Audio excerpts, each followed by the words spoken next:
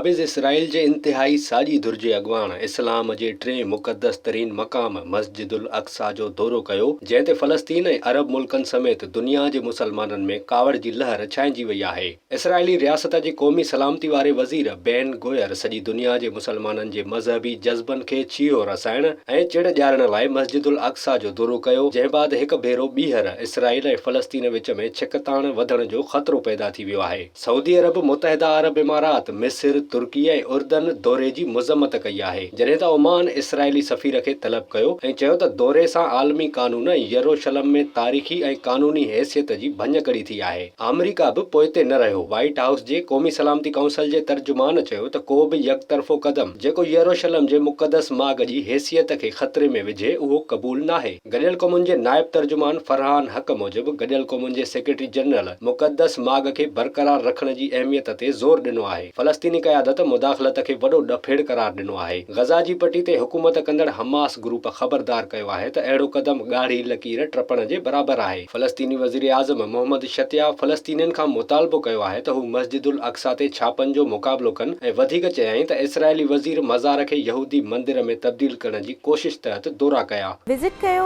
अवामी आवाज़ media group जी website awamiawaz.pk